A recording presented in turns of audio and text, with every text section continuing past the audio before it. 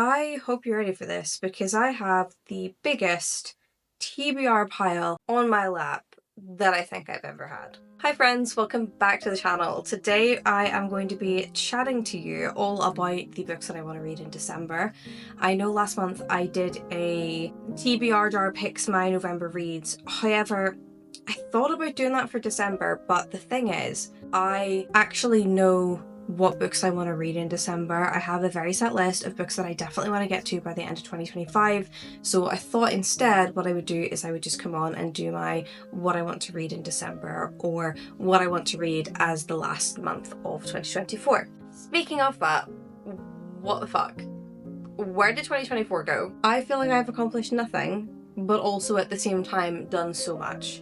I have got 93 books read so far. Let me just actually check that for you. Yeah, so I am 93 books into my reading goal. So I have 100 books as my goal. So technically I only need to read 7. Now there's way more than 7 books on my TBR list for the end of the year, but you need choice. I am a mood reader, so these are the books that I currently am in the mood for the end of the year. However, will I actually get them completed? Who knows? Who knows? Probably not. I'm definitely not going to get through all of these books. Now, the list that I have is over 10, so apologies if you're a slightly slower reader who will definitely not get through all of these books in a month. I don't think I will either. I am a pretty fast reader, but there is a limit. But I just wanted selection. So without further ado, I'm just gonna get started. So December is a very festive month. I will be doing lots of festive things. I have plans to go to the Christmas markets with Alex. I will obviously be baking lots of Christmas goodies for Christmas Day, putting up our Christmas tree, decorations. I'm gonna decorate the room a little bit more as well. And I love Christmas season. So of course, there's Christmas books on my list. So what we're going to start with is the Christmas books that I have on my list. Anything festive that I want to get to, anything that feels Christmassy that I want to get to, and we'll just start there and see where the video goes. Okay, so I have a selection of actual physical copies of books that I want to read in the festive season, and then I have some on my Kindle as well, which I've brought up on my phone so I can actually give you the titles for them, and I'll put little pictures here in the corner as well whenever I chat about them. So having a look first of all at the books that I want to read for the Christmas season. Here are the physical copies. So the first book on my list, and this will come no surprise to everyone, is actually A Court of Frost and Starlight by Sarah J Maas. I won't lie, whenever I actually read the A Court of Thorns and Roses series, I actually skip this one. I think this is almost like a holiday episode, or like Doctor Who does like Christmas episodes every year. This is what I feel like this is in the A Court of Thorns and Roses series. So this is about Feyre's first winter solstice as a high lady, and it's just really cute and it's like festive. All of the characters are there, all of the main characters are there, and it's just a really wholesome, good time. I read it last year at Christmas as well, and it just made me so happy. So I'm gonna put this on the list again this year. We always need to do a wee festive reread, so this will be the choice. Next on the list then we have some books that I picked up in the works. So they do have the little stickers at the front, so you can see how decently priced these books were. But the first one is The Christmas Tree Farm by Laurie Gilmore, and I loved the Pumpkin Spiced Cafe. I also loved the Cinnamon Bun Bookstore. I read it in October, and I read the Pumpkin Spice Cafe last year. So the fact that there's a Christmas version of this is so exciting, and the Cinnamon Bun Bookstore actually does mention the characters from this book, and it sort of sets it up really nicely at the end to move into this one. So I'm really excited to give this one a go. This one is about a protagonist called Kira North, and she's got a Christmas tree farm. She just purchased a Christmas tree farm, but she hates Christmas. So it is a romance novel, and we've got Ben, and Ben is our male love interest, and he, according to this actually, he is on vacation in Dream Harbor and he gets trapped by a blanket of snow at her farm. Oh, I love a Christmas romance. I'm so excited for this. Obviously I'll let you know how I find it, but this is the next book on the list. So I have 2 more paperbacks that I got in the works, and the first one is Christmas at the Cat Cafe. the fact that, okay, so first of all, cats are going to be a theme this month. You'll see later whenever I start talking about the other books that aren't necessarily Christmassy that I want to read. But Christmas is such a cozy time, and what could be more cozy than cats? I love my cat. I would die for my cat. And the fact that this is about a cat cafe at Christmas time, this just suits me. This is everything I want in a book. It looks really cute. And also looks really pretty. This is really sweet. I love that. So the next one then is the Gingerbread Christmas Village. Again, another one that I haven't taken the sticker off. But look how pretty this is. This is so well done. So this one states on the back that for decades, the annual Wheaton Gingerbread Grotto has been the focus of sleepy Cotswold hamlets' Christmas celebrations. But recently, interest has waned. The Gingerbread Grotto needs to be rehomed or closed forever. The event founder, I think it's Margie, or it could be Margie. So I'm going to say Margie, but apologies if I've actually said that wrong. So Margie is the event's founder, has lost her Christmas spirit and decides this will be her last Gingerbread Grotto, but despairs when she finds her only support in her old friend Izzy, her niece, Lucy and Fern, the shy young farmer's daughter, oh, and Patrick, the gorgeous school caretaker. So it's all about them saving the Christmas gingerbread grotto, and I just think that sounds so cozy and so wholesome. So the last book on my list then is not actually a Christmas book, but it is January's by Olivia Blake.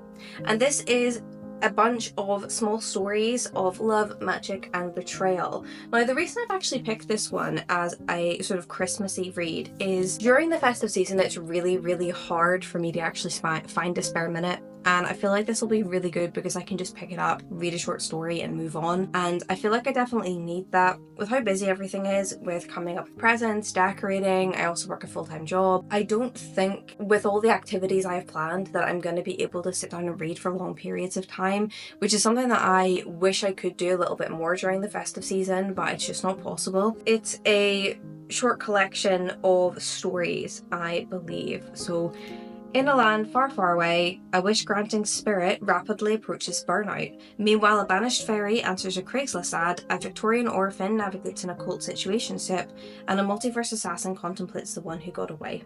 So January's features modified fairy tales, contemporary heists, absurdist poetry, and at least one set of actual wedding vows. So that's really exciting. So I'm really excited to read the collection of short stories that are on this list. Okay, so I do have a bunch on my phone as well. I have saved a couple of TikToks and screenshots, and there are a couple of Christmas books that I can get on my Kindle that I want to sort of give mention to. So the first one that I have is Highland Hearts Holiday Bookshop, which I believe is set in Scotland. I have Dragons Don't Do Happy Holidays and Jingle Bells and Dragon Spells by Harmony Rains. I also have A Pucking Wrong Christmas by C.R. Jane, which I believe is a hockey romance, and I love a hockey romance, so a festive hockey romance, sign me up. Also on the list I have Snowed In by Catherine Walsh, Highland's Christmas Wishes Come True by Amy Quick Parish, The Holiday Star and Holiday Wedding by Dr. Melissa Diamond, and lastly Sugar Nookie by Marika Ray. So I have a lot of Christmas books on the list, but who knows if I'll actually get to them. I definitely think I'll save them for next year if I can't get through to them, so I'm sure it'll be fine. I'm sure it'll be fine. So next I wanted to have a quick chat about all of the books that are on my list to read that aren't necessarily festive reads. So the first three are Japanese bestsellers, and they're all about cats. I actually picked these books up in Edinburgh whenever I went for my birthday, and I actually love a cozy Japanese bestseller. They always tug on your heartstrings a little bit, and I love that, and they also just are so cozy. They're short enough that they can just be picked up and popped back down again, and they remind me of the festive season because of how cozy and wholesome they are. So the first one that we have is We'll Prescribe You a Cat. We also have in the same realm The Blanket Cats, which is, both of the books are about, using cats as a form of medication, using cats as a form of therapy, and the things that can happen across different lives and experiences with the cats that they get given. And lastly, I want to read The Full Moon Coffee Shop. So this is about a coffee shop that's run by cats, and I think it only appears to those who are actually in need of it, so this will be really wholesome. I'll probably have a wee cry at some of the stories in this. I always do whenever I read these types of books, but I'm really excited to finally pick these up. So next time we have a new release, and it actually came out yesterday and I got it in my Amazon package yesterday, but that is The Songbird and the Heart of Stone by Carissa Broadbent, which is the next book in this series. So this one says, this is the tale of how a chosen one falls. She does it screaming, clawing for her old life with broken fingernails. She does it slowly over the course of decades, and in the end, she takes the whole forsaken world with her.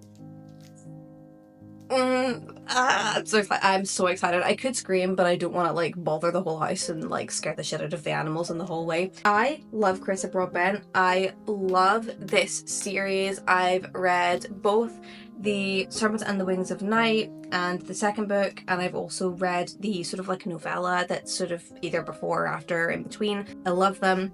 This is the next one. It's part of, I believe it's going to be another duology, so this will be the first one, and then there will be a second one as well. And I love Carissa Broadbent, and I'm so excited to go back into the Crowns of Nexia realm, and hopefully I'll pick this up before the end of the year. Next then we have Lost and Lassoed by Lila Sage, which is the next book in this series. So there's Done and Dusted and Swift and Saddled, which I have read both, and these are cowboy romances. Now the reason I've actually picked this for December is that the text is pretty big, and I also feel like it will break up the Christmas reads really nicely.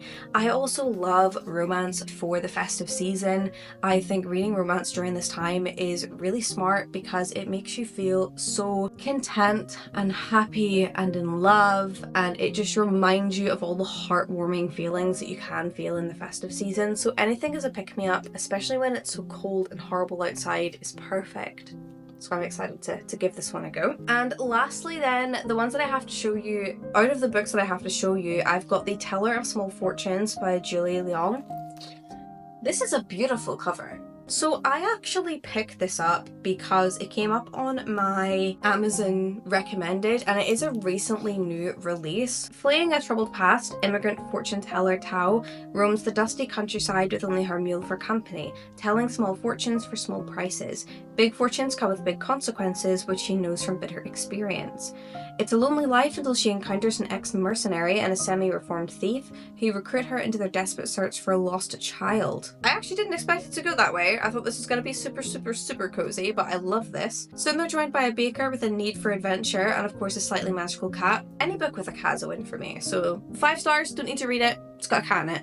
I don't make these rules. So Tao sets down a new path with companions as big-hearted as her fortunes are small, but as her friends break down her walls, the shadows of her past close in, and now she must decide whether to risk everything to save the family she never thought she could have. So it is a cozy fantasy about trying to find yourself and finding a family instead. It's saying that it is perfect for fans of Legends and Lattes and The House in the Cerulean Sea, and I give both of those books a 5 stars, so I'm so excited to pick this up.